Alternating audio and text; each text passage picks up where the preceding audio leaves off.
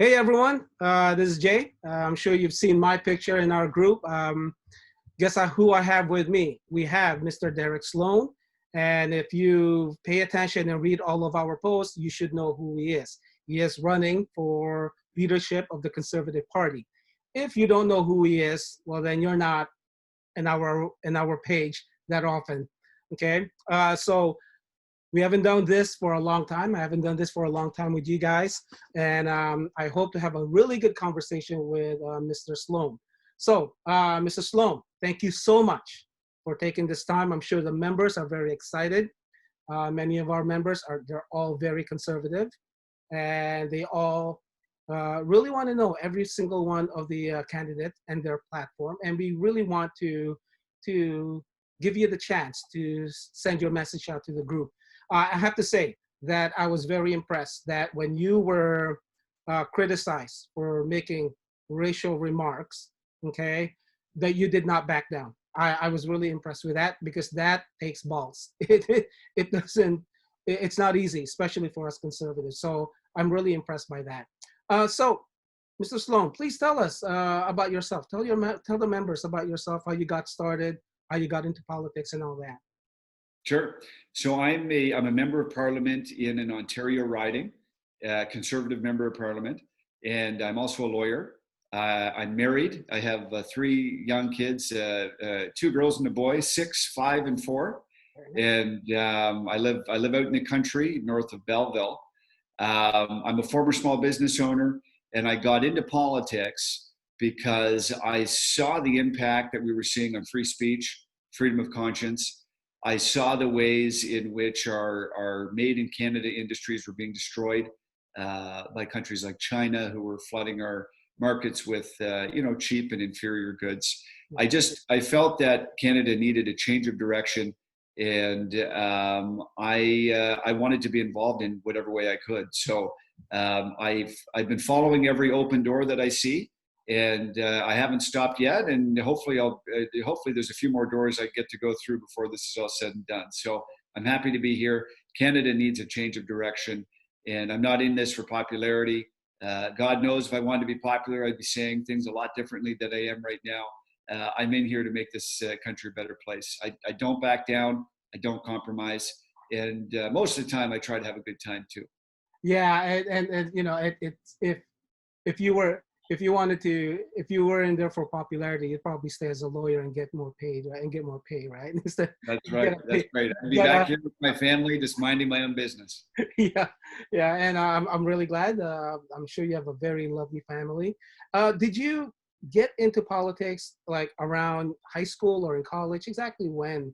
And actually, I'm actually curious too. When did you realize that your values were aligned more with conservatives? Right. Well, I've always been what we like to call a small C conservative. So that means someone who votes conservative and is irritated by government waste, but isn't necessarily involved in the party structure, isn't necessarily a card carrying member. So as a small business member, as a small business owner and operator, I started my own business. I was obviously spending most of my time with my family and my business. So I wasn't thinking about politics per se, but I was very irritated by government waste. I was irritated by the red tape that's associated with small business. And I was irritated by trade policies that advantage, the large international corporations at the expense of small business.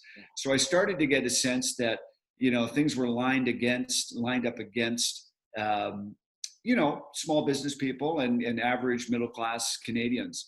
And but what turned the tide for me is when I was in law school, and I saw that.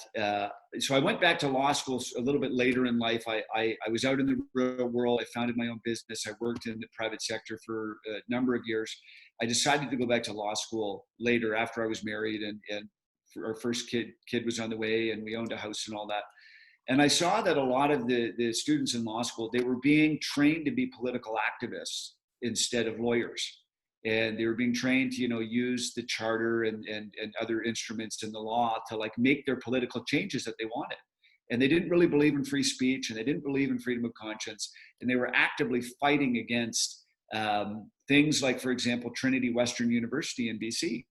And I was involved as a lawyer with an organization that was helping to defend Trinity Western. They intervened on behalf of Trinity Western.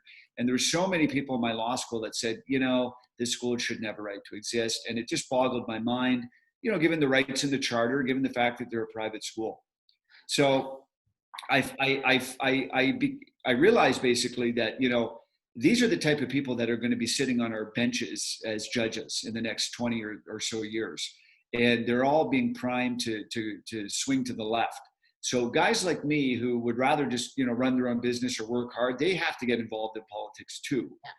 Otherwise, the country is, I mean, you know, a lot of conservatives kind of just would rather, you know, you believe your thing, I'll believe mine, just leave me alone, let me, you know, do my thing. These guys don't believe that. If you don't believe what they believe, they're coming for you and they want to punish you and basically ruin your life. They want to, you know. I'm sorry, but how did you battle through that? I mean, for us conservatives, we also know that a lot of universities lean a lot to the left. A lot of the students, and mostly because of teachers, and a lot of conservative students have to battle through that. How did you battle through that? How did you get through that? I mean, that's got to be tough because the teachers basically hold your future, and they can come up with many reasons to give you bad grades because your view is different, right? How did you get through that? Well, you know, it was challenging. I mean, part of it is I formed strong friendships. So because of this, I started to get involved in, you know, the conservative club on campus, for example. There was also another organization in my law school called the Runnymede Society, which was like a conservative leaning sort of conservative principled law group that had different chapters in different universities, you know, that emphasized the rule of law, that moved away from this kind of what we call legislating from the bench, where judges kind of, you know, just sort of push things along in the political direction that they want and decide, you know, it may be, they may have decided one thing in 2001, but they're deciding something entirely different in 2015, that type of thing. So I made some good friends with the small group of people that were conservative leaning. And it was because of this experience and the frustrations that I had there that made me decide to run for politics. So it was a very important time for me.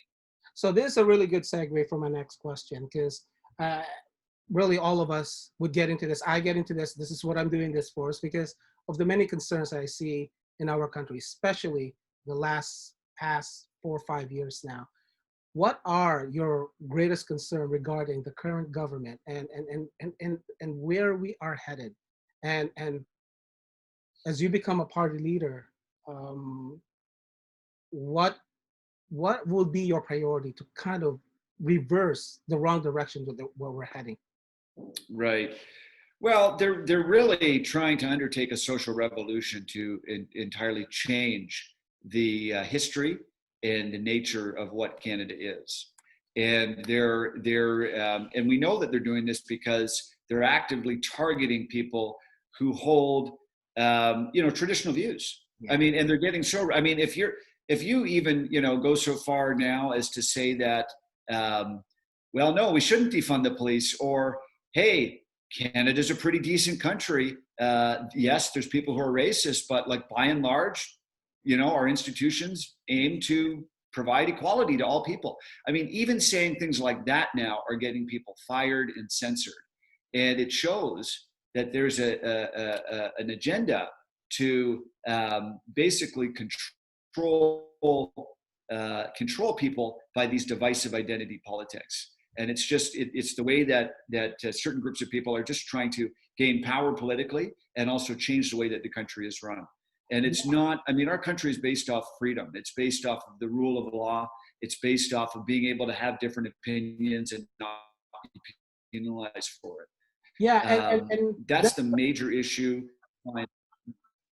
Sorry. So go ahead, sorry. Sorry. That's the other challenge as conservatives, is that not just the different opinion, and this is mostly even falling on the social issues, like I can't believe that we have the head of RCMP and we have our leader basically saying that we are, the country, there's systemic racism. I do not believe for a moment that Canadians are racist. Do not believe that our country is racist. And yet they label us that. And, they've gotten a hold of that conversation and have pegged us conservatives to be racist. Um, and of course, many of the voters, social issues is a big thing. The LGBTQ community, they think that we are not for them. They think that we don't like them, which is very wrong.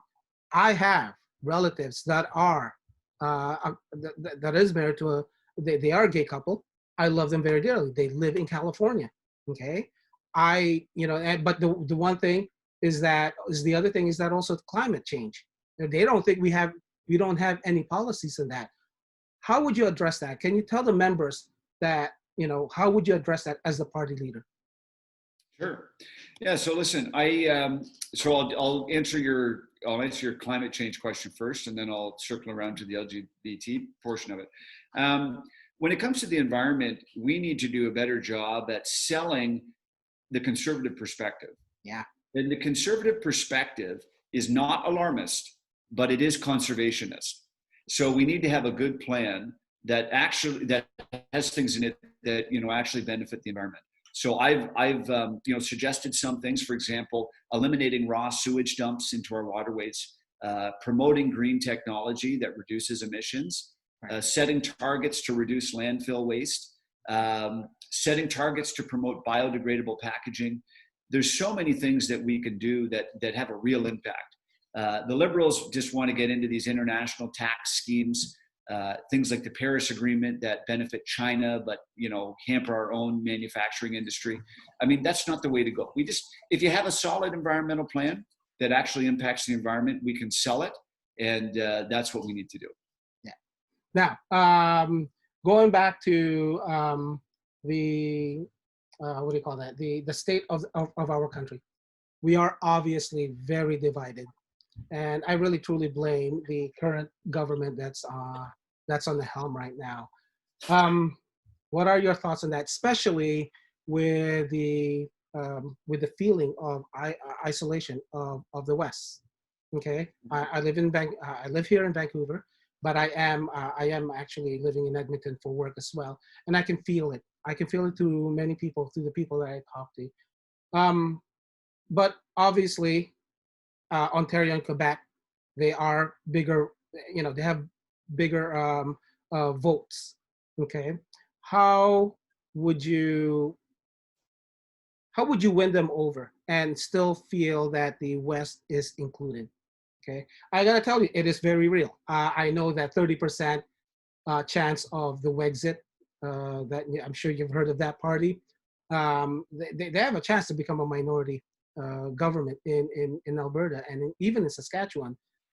So what are your thoughts on that? And how would you mitigate that issue and the exclusion that the West is feeling? Yeah, that's a really good question. And I think we have to be addressed very seriously. And it's more than just getting the energy sector back on track. That's, of course, a bare minimum, but it's more than that. So we have to look That's a really good thing that you said. It's a bare minimum, because it isn't that. It really means that it is a bigger problem, right? Sorry, I didn't mean to interrupt, but go ahead. No, that's totally fine. Yeah, so I mean, for candidates that think, oh yeah, we'll just get the energy sector back on track, then we're good to go. That's not realistic. It's not realistic at all. So, what we need to do is we need to look at the way equalization payments are calculated. We need to look at representation levels. I mean, the number of members of parliament for Alberta and BC are less per capita than other, like Ontario and Quebec, for example. Right. We might even have to make some constitutional amendments when it comes to the way the Senate is created. These are the types of things that and I'm not sure if the other candidates are quite aware of the extent of this. It's literally 1 foot out the door, maybe looking back a little bit to see what happens in this conservative leadership race. Yeah, I mean, nobody wants the country divided, but when you have practically 90% of a province go conservative, and 100% of one province, Saskatchewan, went conservative, and northern part of BC went conservative. Something is definitely something is definitely brewing, and people are angry and helpless. A lot of the posts that I see, when you ask them why are you even in Wexit group, they just say you just feel helpless, right? And that's not the Canada I know. The Canada I know is, you know, you can do and be whatever you want, right? It's equal opportunity, not equal outcome, right? Mm-hmm. So I think you and I completely agree with that. It isn't just, get the oil sector going again. It's much bigger than that. And I really like the fact that you said, the geography of the political realm has to change, because then the West will never really have a word unless that really changes. I'd like to go on, and just a quick question on foreign affairs, international. What How do you see Canada on the international theater? Do you see Canada playing as a leading role, or always following behind the US? Or do you want us actually leading and really making a difference? And countries really knowing that, Canada is really strong and Canada really has our back. Because I gotta tell you, I don't think Trudeau definitely is not leading us in the right direction. We are leading from behind. Yeah. So what do you Yeah. think? Yeah, no, that's a really good point. So, yeah, no, I mean, listen, I think we need to take an active position in world affairs. And, really right now we're satisfied with just being the nice guy, but it doesn't give us the respect that you think it might. Canadians think that it's getting respect, but we're not considered a big deal country. We're considered a well-run country. We're considered a good place to live, but we don't have that street cred on the international stage. We need to have a bigger military. We have been underfunding our military because we live in the United States, protection umbrella. We know that we can be involved actively overseas, and frankly, I believe there's a bigger role for Canada's military overseas. I mean, one of the reasons why the United States has been criticized for their active military involvement abroad is because there's been, allegations that they're in it for themselves, right? I mean, there's been, you just went in for the oil or something like that. But Right. you know what? There's a real reason. I mean, when Justin Trudeau pulled the fighters out of Syria and offered to give them winter coats instead, I mean, I was, how weak can you be? Do these people want winter coats, or do they want to live in their homes? You know what I mean? I think there is room for Canada to be more active on the world stage. And frankly, I think we're actually, at the level where our involvement would typically be for the right reasons. I don't think, there's different reasons as to why United States got involved in different, in South America and all this. But I think Canada would go into it with the best of motives. And I think we could be more involved internationally. Yeah, it's funny that you mentioned about what happened when Trudeau decided to give out winter coats. I remember even replying or even posting that a while back, when I said, yes, they need to be warm, but they have their coat. But these people need their freedom. They need their homes, not coat. They don't need a coat inside the house if they can live in their house and they can heat up and they don't have to worry about getting shot at or anything like that. So yes, we are leading from behind, and it would be nice to see Canada leading in the international stage and be able to lead with the right purpose. Now, with this COVID, we are still under quarantine. Not sure when the border is going to open up back again. Do you think? I mean, the cases in the U.S. have still increased.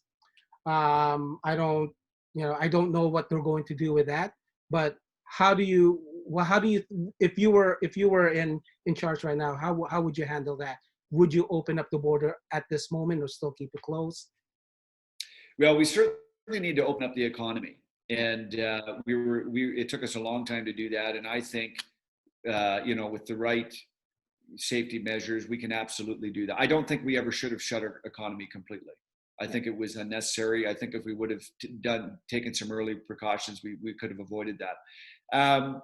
I think we need to get to the spot where we bring Canada back again. I mean, the fact is that American immigrants, sorry, not immigrants, tourists to Canada play a big role in a lot of seasonal businesses. I mean, there's seasonal businesses right now that are getting hit so hard because they don't have the tourists. Well, So, what I'm afraid is I don't even know how many businesses will actually be able to open now, right? really good point. Yeah. Yeah. So, as far as I'm concerned, if we have some kind of testing protocol at the border, maybe the people who are healthy and not presenting should be allowed to come in. Yeah. So I got one more question, and this is really, but I know many of our members. The recent gun ban. I'm a PAL holder, and I'm sure there are many members that are there that are PAL holders. Really tick me off. Never mind that they ban a whole mess of firearms. Never mind that they did that. Even if they got banned, but it went through parliamentary debate and we lost it, fine.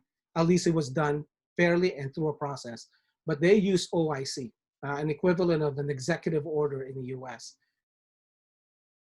What, as a party leader, as future prime minister, what would you do for this community? Because this community, we've been kicked back and forth. Things will change for us. The next party will come in power. They will change it back. So it's starting to get beat up now and getting really old. What would you do for that community? Well, I'm also part of that community, and I'm an RPAL holder, and I got the same letter in the mail that you did, telling me, Yeah. Or maybe it was just, or I think we all got them. You all got them, yeah. I got them, yeah. Telling me about the new, well, basically didn't tell you much. It just said, stay tuned. Yeah. Yeah, I mean, I'm completely against that. I actually have the most robust gun plan of any candidate, and I'm not ashamed to say that. You can see my gun plan on my website. I've done interviews with the CCFR, which is on YouTube, which talks about it. The NFA. Yeah. Not only would I undo what Trudeau has done, I'm actually will advance firearms rights for lawful owners. We know that legal firearms owners, they're not the ones committing the crimes. In fact, they're less likely to commit crimes than an average person, right? Which is astounding. They're surprisingly and extremely law-abiding. I mean, we go through such a rigorous process that you can lose your PAL simply because your spouse will call RCMP and say, my life is being threatened, and they can see that we are PAL holder. They can take that away just like that. Mm-hmm. You would think that someone that has to go through that will not just do anything stupid. In fact, they'll be very careful to do anything dumb because it's so hard to gain that, So, I don't have any more questions. Again, I want to thank you. Is there any last words you want to tell our members? Well, listen, thanks for having me. And I hope you enjoy my candidacy so far. I certainly, in my view, am the boldest candidate. I've had tremendous pressure exerted against me, even been threatened to be kicked out of the party and these types of things, just for saying the truth, basically. And I'm glad it happened because it gave people a chance to see how I operate under pressure. And I don't back down, and I have nothing to lose, really. We have a country to lose, but I have nothing to lose in terms of standing up for conservative values. Well, so many of the members are rooting for you. I'm actually really rooting for you. And again, it is very hard to say what you believe in, and then only to be kicked out or only to be forced to apologize, but you don't back down. And I think that's what everyone's looking for right now is someone to actually fight for us. Not the physical fight, obviously, but someone that would really stand up and really stand up for Canadian values. So, Mr. Sloan, thank you so much for taking this time. I hope that, I wish you luck, and I hope that you do win. I really do. And I'm sure the members will really appreciate you taking the time. Thank you so much again, and we wish you good luck. Okay, thank you so much. God bless Canada.